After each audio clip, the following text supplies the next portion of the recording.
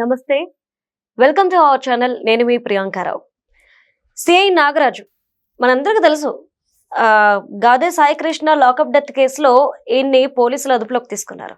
సరే, ఇదంతా జరిగిందా లేదా అంటే ఇటు కానిస్టేబుల్ అంటే ఆయనకి 5గురు సహకరించారని ఒక వార్త రావడం, అందులో 2 లొంగిపోయారని చెప్పడం, ఇవన్నీ జరుగుతున్న టైంలో సిఐ నాగరాజు గారు ఒక ట్విస్ట్ ఇచ్చారు. ఆయన చాలా కరాఖండిగా చెప్తున్న మాట ఏంటి అంటే, ఈ కేసుకి నాకు సంబంధం లేదు, నేను చెయ్యలేదు అనేసి చెప్తున్నారు. మరి ఈయన చెయ్యకపోతే ఎవరు చేశారు? నేను చెయ్యలేదు అంటే ఇది నిజంగా జరిగింది అని చెప్పేసి అనుకోవాలా? మరి జరిగితే ఎవరి ప్రమేయంతో, ఎవరు వెనుకుండి నడిపించారు? సిఐ నాగరాజు గారు ఎవరి గురించి చెప్పే ప్రయత్నం చేస్తున్నారు? ఇలా అనేకమైన ప్రశ్నలు ఈరోజు సోషల్ మీడియాలో ప్రజల్లో ఉత్పన్నమవుతున్నాయి. దీని మీద డిస్కస్ చేద్దాం. మనతో పాటు సీనియర్ జర్నలిస్ట్ సిఎస్ రావు గారు ఉన్నారు, ఆయన అడుగుదాం. నమస్కారం సార్. నమస్తే. సిఐ నాగరాజు గారు మొత్తం కేసును ఒక మలుపు తిప్పేశారు ఒక్క స్టేట్మెంట్ తో, జడ్జి ముందు ఇచ్చిన స్టేట్మెంట్ తో. మరి ఈయన చేయకపోతే ఎవరు చేశారు? ఇప్పుడు అదే పెద్ద క్వశ్చన్. $1 మిలియన్ ప్రశ్న ఏదన్నా ఉందని అంటే, మనిషిని అయితే చంపారు, బూడిద చేశారు, ఆ బూడిది కూడా ఎక్కడ ఉందో తెలియదు. మరి ఎవరు చేశారు? ప్రాథమికంగా సిట్ విచారణ చేసింది.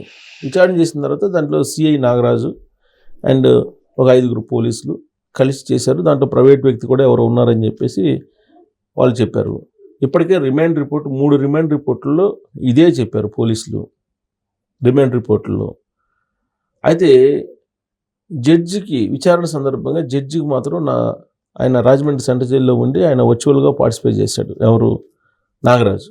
ఆయన ఏం చెప్తున్నాడు? ఈ కేసుతో నాకు ఎలాంటి సంబంధం లేదు, పైగా నన్ను బలవంత పెడుతున్నారు ఒప్పుకోమని చెప్పి, సో నాకు సంబంధం లేదు, ఓకే, నా మీద 3rd డిగ్రీ చేయడానికి ప్రయత్నం చేస్తారు, కాబట్టి నన్ను పోలీస్ కస్టడీకి ఇవ్వాలి అనుకుంటే మీరు నా అడ్వకేట్ సమక్షంలోనే విచారించేలాక నాకు పర్మిషన్ ఇవ్వండి అని చెప్పి ఆయన వేడుకుంటే, సరే ఎట్టకేలకు ఆయన వాదనలు విన్న తర్వాత పోలీస్ కస్టడీకి ఇచ్చారు.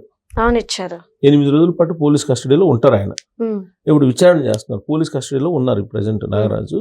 ఆయన విచారిస్తున్నటువంటి సందర్భంగా ఆయన ఏమంటారు? మా అడ్వకేట్ పక్కనే ఉండాలి అని చెప్పి అంటారు. ఇంకోటి ఏంటంటే 3rd డిగ్రీ ప్రయోగిస్తున్నాడు, నా మీద 3rd డిగ్రీ ప్రయోగించే అవకాశం ఉంది, కాబట్టి నాకు ప్రొటెక్షన్ ఇవ్వండి అని చెప్పి జడ్జిని ఆయన వేడుకున్నారు. సో ఇవంతా చూస్తూ ఉంటే అసలు నాగరాజు నాకేమీ తెలియదు అని చెప్పి, అసలు ఈ కేసుతో నాకేం సంబంధం లేదు అని చెప్పి అంటున్నారని అంటే, మరి ఈ కేసు వెనక ఎవరున్నారు? సార్, నాకు మరో డౌట్ వచ్చింది. అంటే ఇక్కడ ఈయన లాకప్ డెత్ జరగలేదు అని చెప్పట్లా, నాకు సంబంధం లేదు అంటున్నారంటే లాకప్ డెత్ జరిగింది అని ఇండైరెక్ట్ గా కన్ఫర్మ్ చేస్తున్నట్టే కదా. అంతే, ఇప్పుడు నాకు సంబంధం లేదు అంటున్నాడు చెప్తే అది లాకప్ డెత్ కాదంటలేదు కదా. ఇప్పుడు దీంట్లో చాలా ట్విస్టులు ఉన్నాయి. ఈ కేసు యాజ్ టీజ్ గా అసలు ఏం జరిగింది అనేది డే 1 నుంచి మనం గనక మొత్తం చూస్తే ఏ ఒక్కదానికి సమాధానం లభించదు. మార్కాపురం పోలీసులు వెళ్ళారు, టాస్క్ ఫోర్స్ పోలీసులు. ఏ కేసు మీద వెళ్ళారు అని అంటే పెద్ద క్వశ్చన్. నిజమే. అక్కడి నుంచి ట్రాన్సిట్ తీసుకున్నారా? ట్రాన్సిట్ పర్మిషన్ తీసుకోవాలి కదా మార్కాపురం పోలీసుల దగ్గర. తీసుకున్నారంటే దానికి సంబంధించినటువంటి ఆధారం క్వశ్చన్ మార్క్. సరే, అక్కడి నుంచి తీసుకొచ్చారు. పోయినటువంటి టాస్క్ ఫోర్స్ పోలీసుల్లో ఇప్పుడు 3-4 ఆల్రెడీ అరెస్ట్ అయ్యారు, ఒకళ్ళు పరారులో ఉన్నారు, వాళ్ళు కూడా వచ్చారు, లొంగిపోయారు. సరే, వాళ్ళు ఏం చెప్తున్నారు? మాకు సంబంధం లేదని వాళ్ళు చెబుతున్నారు. ఓకే, సరే, ఇప్పుడు వాళ్ళు తీసుకొచ్చిన తర్వాత ఎక్కడ పెట్టారు? పోలీస్ స్టేషన్లో తీసుకొచ్చారా, నేరుగా ఇంకెక్కడన్నా పెట్టారా? అది పెద్ద క్వశ్చన్ మార్కు. సరే, లాకప్లో ఇప్పుడు చనిపోయారు, అది పెద్ద క్వశ్చన్ మార్కు. సరే, లాకప్లో ఎలా చనిపోయారు? Question mark. లాకప్లో ఉన్నప్పుడు ఎవరు కొట్టారు? తెలియదు. సరే, లాకప్ డెత్ అయింది, మరి ఆ బాడీ ఎక్కడ ఉంది? ఎలా తీసుకెళ్లారు? అది తెలియదు. సరే, తీసుకెళ్లారు, ఎక్కడ తీసుకెళ్లారు అనేది తెలియదు. తీసుకెళ్ళి ఎక్కడ బూడిద చేశారు?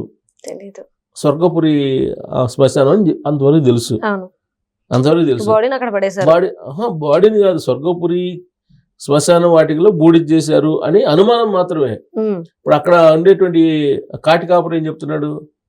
ఆయన నోట్ ప్రకారం 40 సంవత్సరాల వాళ్ళు ఆ రోజు వచ్చింది ఇద్దరేను అని చెబుతున్నారు. 40 సంవత్సరాలు కాదు కదా, సాయి కృష్ణ చనిపోయినప్పుడు సాయి కృష్ణకి 25, 23, 24. మరి ఆ రోజు మరి బాడీని అక్కడికి తీసుకెళ్లారా లేదా? అది కూడా క్వశ్చన్ మార్కే, డౌటే. అవన్నీ ఇన్ని రకాల డౌట్స్ ఉన్నాయి దీంట్లో. సరే సీసీటీవీ ఫుటేజ్ మిస్ అయింది. సీసీటీవీ మెసేజ్ అసలు ఫుటేజ్ అసలు లేదు, దాన్ని ట్యాంపరింగ్ చేశారు అంటున్నారు. దాని యూజర్ నేమ్ లేవు, పాస్వర్డ్ లేవు అంటున్నారు. హార్డ్ డిస్క్లే మార్చేశారు అంటున్నారు. కంప్లీట్ హార్డ్ డిస్క్లే మార్చేశారు అంటున్నారు.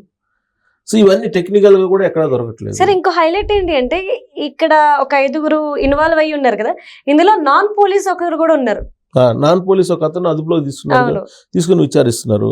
ఇంకోటి ఏంటంటే ఇప్పుడు ఈ టాస్క్ ఫోర్స్ పోలీసులు పోయి వెళ్ళేటప్పుడు మామూలుగా వీళ్ళ దగ్గర స్మార్ట్ ఫోన్లు ఉంటాయి. అవును సార్, ఉంటాయి కదా. పోలీసులకు కూడా అందులో గ్రూప్ ఉంటాయి. వీళ్ళు స్మార్ట్ ఫోన్లు తీసుకెళ్లేదు అనేది ఇప్పుడు లేటెస్ట్ గా తెలుస్తుంది. లావా ఫోన్ ఒకటి తీసుకెళ్లి దానికి ఏదో జియో సిమ్ వేశారంట. ఆ జియో సిమ్ వేసి తీసుకెళ్లారు. ఆ జియో సిమ్ అనేది ఇప్పుడు అక్కడ సిగ్నల్స్ అవన్నీ అందుకోవడానికి సరే ఆ లావా ఫోన్ లో జియో సిమ్ వేసినప్పుడు మిగతా సిమ్ లాగా కాకుండా అది వర్క్ చేస్తుంది, ఓన్లీ డేటా ప్రకారం వర్క్ చేస్తుంది. సో కాబట్టి ఈ ఆనవాళ్ళు కూడా లేకుండా మీకు లావా ఫోన్ ఉపయోగించేసి ఇంతకుముందు ఫస్ట్ లో వచ్చాయి కదా కీప్యాడ్, దాన్ని ఉపయోగించి జియో సిమ్ వేసుకుని తీసుకెళ్లారని చెప్పేసి అంటున్నారు. సో ఇట్ట మొత్తం మీద ఒక ప్లాన్డ్ గా టెక్నాలజీ కూడా దొరకకుండా, టెక్నికల్ గా కూడా దొరకకుండా ఇది చేశారు. ఎవరు చేశారు అంటే ప్రాథమికంగా నాగరాజు, సిఐ అండ్ టీమ్ అని చెప్పి అంటున్నారు. మరి నాగరాజు నాకు తెలియదు అంటున్నాడు జడ్జి దగ్గర. మరి ఇది మొత్తం కేసు మొత్తం ఆగిపోయినట్టే కదా, ఆయనకు తెలియదు అన్నాడంటే. నాకు ఇంకో డౌట్ వచ్చింది సార్, అయింది ఫుటేజ్ అనేది మనకి సోషల్ మీడియాలో వదిలినప్పుడు నాకు తెలియదు అని చెప్పిన ఆయన, సరే ఎవరికి సంబంధం ఉంది, ఎందుకు జడ్జి ముందు చెప్పట్లేదు, చెప్తే ఇంకా 3rd డిగ్రీ ఉండదు, కేసు ఉండదు కదా. ఇంకా అంటే సాయి కృష్ణ అతను ఎవరో కూడా నాకు తెలియదు అన్న. ఇంకా ఇప్పుడు ఇంకా ఈ కేసుకు సంబంధించి నాకేం తెలియదు అంటున్నాడు అతను. ఇప్పుడు స్టేషన్ హౌస్ ఆఫీసర్ ఎవరు? ఆయనే. మరి ఆయనకి తెలియకుండా ఎలా జరుగుతుంది? ఆయన తెలిసి జరగాలి కదా. లాస్ట్ టైం ఆయన ఫస్ట్ అరెస్ట్ చేసిన కానీ అరెస్ట్ చేసినప్పుడు ఏమన్నారు, ఈ కేసుకు సంబంధించి మొత్తం ఏం జరిగిందో మీకు తెలుసు అని చెప్పి విచారణ అధికారికి చెప్పాడు. మీకు తెలుసు అన్ని, మళ్ళీ ప్రత్యేకంగా నన్ను అడగటం దేనికి అని. అంటే అందరికీ తెలిసే జరిగిందని చెప్పే ప్రయత్నం ఆ రోజు ఆయన చేశాడు. ఇవాళ ఏమంటున్నాడు, నాకేం సంబంధం లేదు అని చెప్పంటున్నారు. మరి ఎవరికి సంబంధం అదే కదా అనేది ఇప్పుడు సిట్ వాళ్ళు విచారించాలి. సిట్ విచారణలో ఏమీ తేలట్లేదు. సిట్ విచారణలో తేలాలంటే ఇప్పుడు ప్రాథమికంగా ఆయన అనుమానిస్తూ రిమాండ్ రిపోర్ట్ అయితే వేశారు. ఆ రిమాండ్ రిపోర్ట్ లో పొందుపరిచినటువంటి అంశాలను ప్రూవ్ చేయాలి వీళ్ళు. ఊరికే XYZ చంపారు అని చెప్పి ఓవరాల్ గా చెప్తే కుదరదు. అంటే బయట వాళ్ళే ఇలా చేశారనుకోండి దొరికేస్తారు, డిపార్ట్మెంట్ లో వాళ్ళే చేస్తే వాళ్ళకి లొసుగులు తెలుసు కదా. అసలు లేక డెత్ జరగలేదు అంటారు. ప్రూఫ్ ఏది? మరి ఆ మనిషి ఎక్కడ అసలు పోలీస్ స్టేషన్ కి తీసుకురాలేదంటారు రేపు. అంతే.